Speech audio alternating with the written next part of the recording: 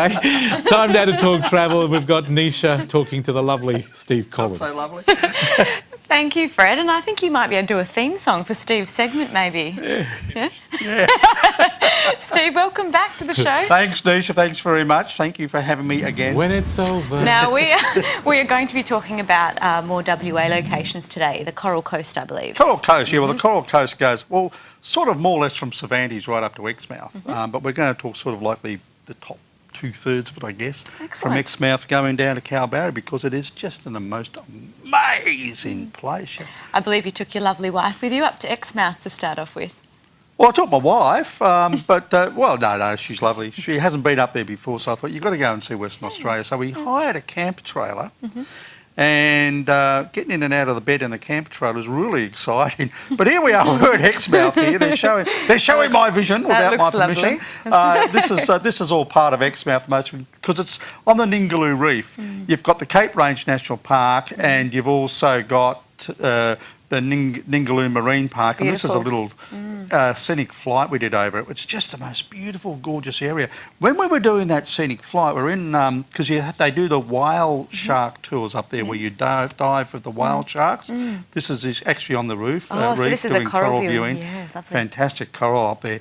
But as we were doing this, because we could hear the radio between all the whale shark spotters, because they have several planes up there, and there was a pod of orcas or killer whales, and we flew over them. 5 killer whales, just amazing. Very, very rare to see. This is part of Exmouth because it's on the.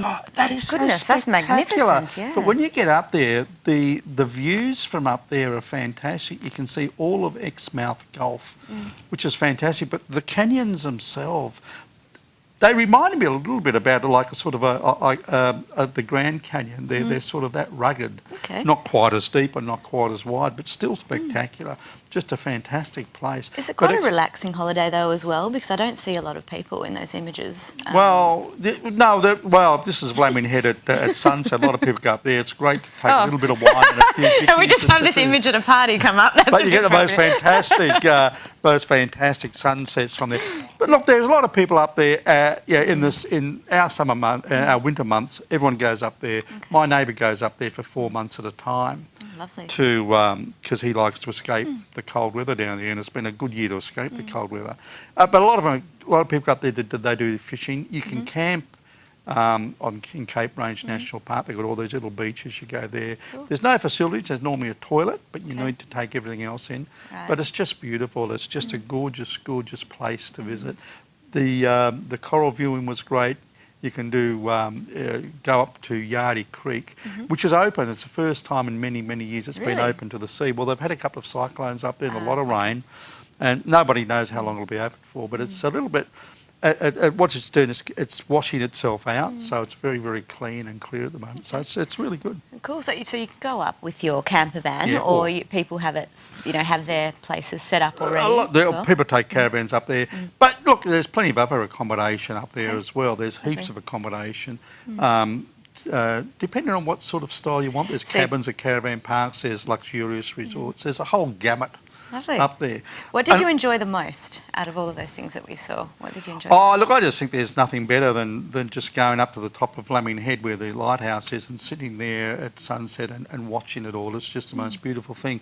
But I have to tell you, it's got one of the best restaurants up there, a place called Pinocchio's, I think it is. It's an Italian restaurant, but the guy has also, barbecue, the way they do those American barbecues. He's been over there, he's learned it, and he's won competitions over there. So he does these beautiful ribs, the traditional American barbecue way. Fantastic. Yeah. And then after that, we went down to Coral Bay, which is about an hour and a half south of Exmouth. And Coral Bay, ideal spot for kids. Look at this. This is just such the most beautiful place. It's very, very, very calm. And you walk in there, if you like snorkelling, you walk into the water and in less than a metre you're on the reef. You can see the colour of the reef there.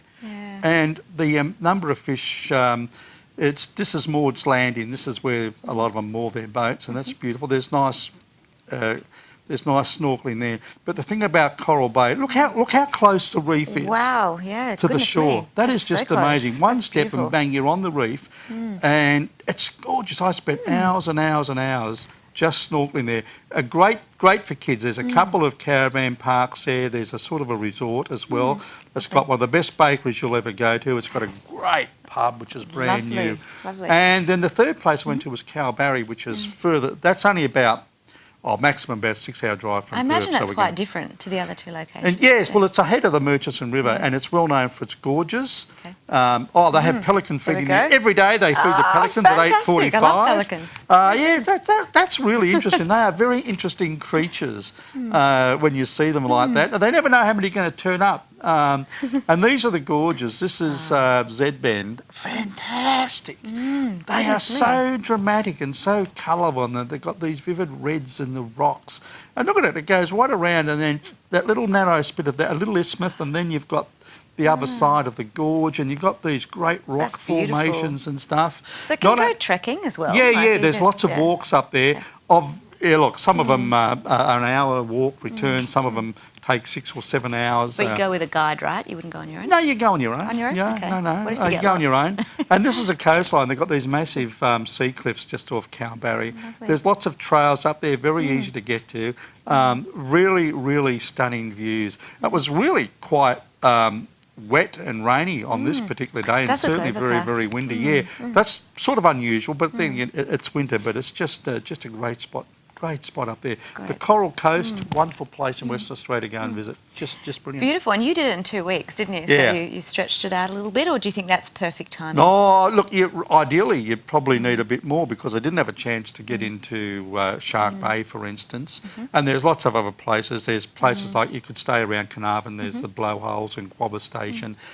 So I would have said that, really 3 or 4 weeks would be ideal if you want to see it properly. Fantastic. Well, there's the Lovely. next holiday, I think, Steve, Yep.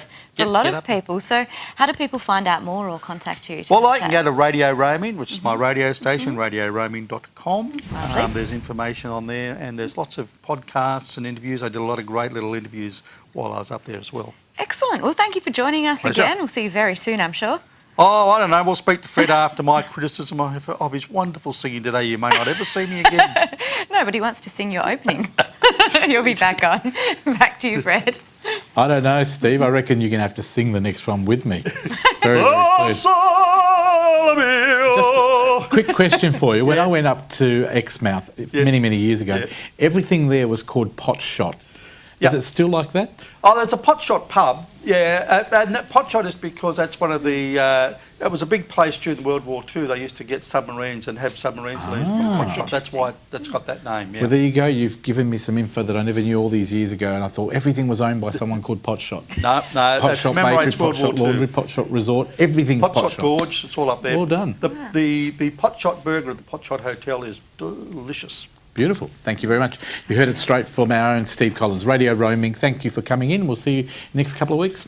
Yep. Well done. Thank you to Neesha too. We'll see her later in the show. Time now.